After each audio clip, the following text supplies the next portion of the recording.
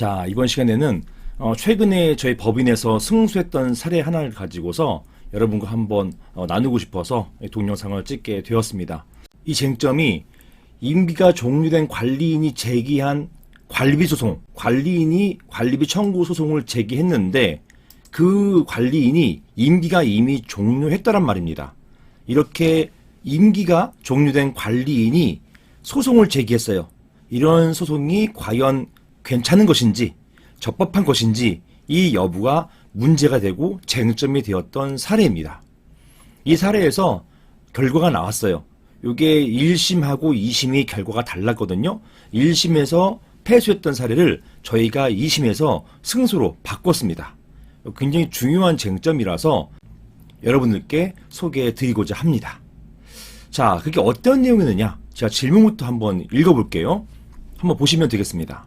안녕하세요 변호사님, 저는 경기도 동탄에 있는 오피스텔 건물 소유자입니다.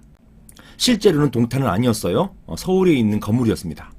다름이 아니고 얼마 전 법원으로부터 제게 미납관리비 청구 소장이 왔습니다. 관리단에서 제기한 소송인데요. 대표자로 나와 있는 분이 이미 관리단 회장 임기가 한참 전에 끝난 분이었습니다. 이처럼 관리단 회장의 임기가 종료된 사람이 제기한 소송, 이렇게 임기가 종료된 사람이 제기한 소송, 이것이 정당한 것인가요? 적법한 소송인가요? 자, 이게 쟁점이 되었던 사례입니다. 자, 여러분들은 어떻게 생각하시나요? 임기가 종료됐다 하더라도 여전히 관리인 직무를 수행하기 때문에 이런 소송을 제기하는 것이 문제없다라고 보시는지, 아니면 임기가 종료됐기 때문에 더 이상 관리단의 대표자로서 제기할 수 있는 이런 소송은 안 된다, 이렇게 보시나요? 이런 거에 대한 답이 1심과 2심이 달랐다는 것이에요. 자, 어떻게 달랐는지 한번 보겠습니다. 사안에서는 오피스텔 건물이기 때문에 집합건물법 적용을 받죠. 이 집합건물법 제24조에는 관리인, 사안 같은 경우 관리단 회장이라 했잖아요. 관리단 회장, 동일한 용어입니다. 관리단장, 관리인, 이 관리인은 법적 용어죠. 관리인 선임 등에 대해서 규정하고 있는데요. 중요한 부분은 2항입니다. 관리인은 구분 소지할 필요가 없으며 그 임기는 2년, 이 2년의 범위에서 규약으로 정한다 라고 되어 있어요. 그리고 이 2년이라는 것은 강행 규정이기 때문에 2년이 넘으면 무효가 돼요. 2년 되면은 2년 이내이기 때문에 2년까지가 맥스입니다. 2년 지나면 그때부터는 관리인이 아닌 걸로 돼요. 임기가 종료되면 관리인이 아닌 걸로 돼버립니다. 이게 판례 태도예요.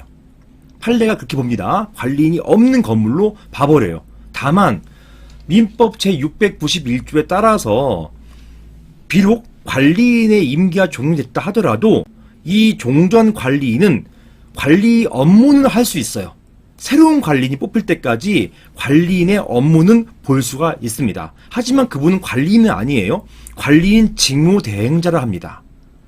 이런 관리인 직무대행자로서 종전의 관리 업무를 할 수 있는데 그 근거가 뭐냐면 민법 691조예요. 이것을 위임 종료 시 긴급 처리라고 하고, 이런 긴급 처리할 수 있는 권한, 긴급 처리 권한을 임기 종료된 관리인이 갖습니다. 민법은요, 위임 종료의 경우에 급박한 사정이 있을 때에는 수임인, 이 관리인이죠.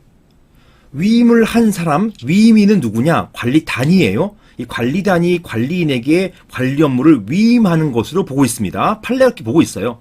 그래서 이 수임인은 관리인이에요.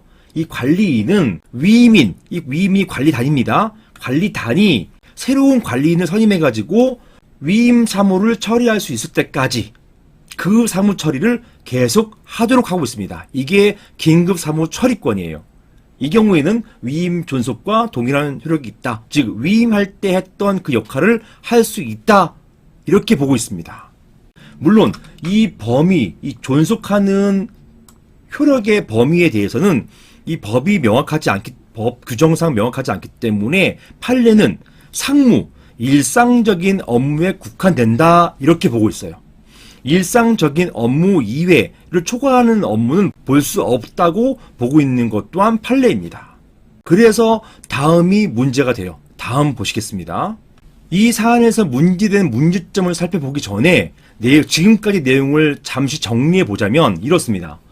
관리단 회장, 즉 관리인의 임기는 최대 2년이에요. 이것은 말씀드린 것처럼 강행 규정이고 그 이상의 임기는 무효가 됩니다. 즉 관리인의 임기가 만료되면 당의 건물은 관리인이 없는 건물이 되는 거예요. 이게 판례의 태도입니다.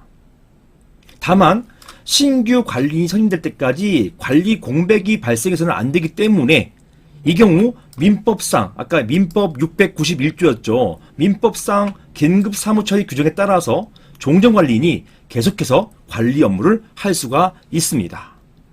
자, 이제 문제가 발생해요. 문제가 뭐냐? 문제는 이러한 긴급 사무처리 규정에 근거해서 임기가 종료된 관리인이 관리비 청구 소송을 제기할 수 있는지 그 여부가 문제되는 것입니다. 임기 아닌 관리, 임기 내인 관리인 경우에는 청구소송 얼마든지 제기할 수 있어요. 하지만 이 사안 같은 경우는, 이번 사안 같은 경우는 임기가 종료된 관리인이 청구소송을 제기했단 말입니다. 이거 가능하냐? 이게 바로 이런 긴급사무처리권 안에 포함된 것이냐? 이게 문제가 되었던 것입니다. 이게 쟁점화되었어요. 사실은 이거는 법 규정이 없기 때문에 변호사인 저도 헷갈려요. 어떻게 보면 관리비 청구 소송 가능하겠다. 왜냐?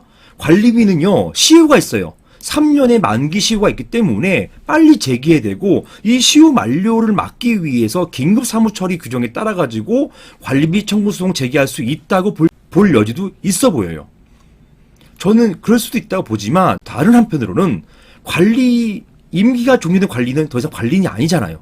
관리인이 아닌데 소송까지도 제기한다? 비록 긴급사무처리권이 있다 하더라도 이건 일상적인 업무인데 이렇게 소송 제기하는 것은 일상적인 관리 업무는 아니지 않습니까? 이렇게 일상적인 업무를 넘어서 소까지 제기하는 것, 이건 안 되는 거 아닌가? 이렇게 혼동될 수가 있어요. 솔직히 저도 확신할 수 없는 그런 내용이었습니다.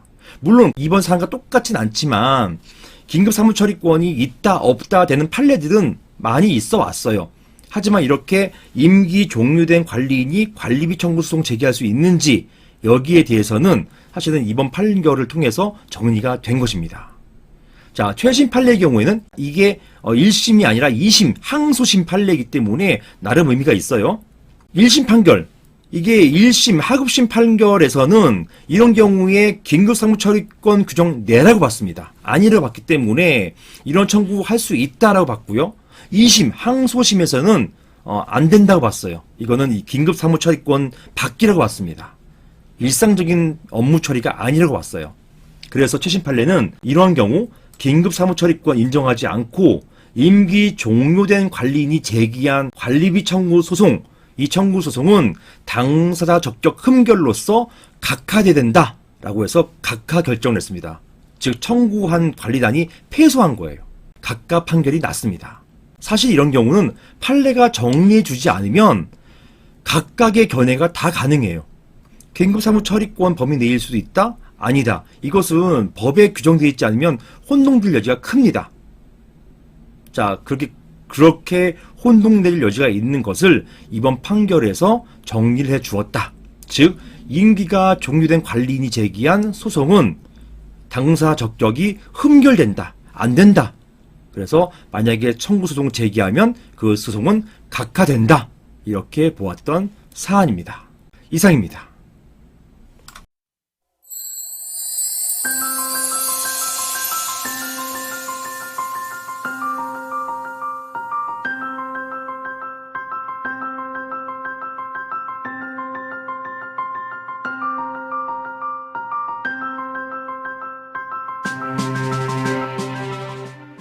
그 시간 딜레이 목적이 가장 크다고 보여집니다. 형사 고소가 되었다고 한다면 지금 변제를 위해 노력하고 있다 이렇게 볼 수도 있는 것이고, 중간에 집값이 많이 올라간다 라고 해서 포전되는 경우도 있을 수 있는 것이니까 이런 것들을 바라는 것이죠.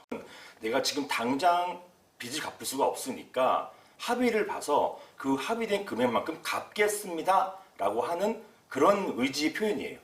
그리고 그것을 법원이 인정해 주는 것이죠. 자, 이렇게 악용되고 있는 개인위생제도 보완할 방법은 없을까요? 법원에서 포괄적 금지 명령 심사를 엄격하게 해야 됩니다. 이게 간단한 서류 심사로 끝내서는 안 되고 이게 맞는 것인지를 판단해 줘야 되는 것이고 만약에 이게 경매 절차 넘어갔을 때는 경매 절차가 진행될 때는 또 경매 절차가 굉장히 깁니다. 기간이 길어요. 이 경매 절차를 또 신속하게 진행될 필요가 있는 것이고요. 이런 것들에 대한 조치가 좀 필요하다고 생각됩니다. 전세 사기 피해는 계속되고 있습니다. 개인 회생 제도를 악용하고 있는 임대인들, 더 이상 전세 사기 피해자들이 피해를 보는 일이 없도록 제도 정비가 필요하지 않을까요?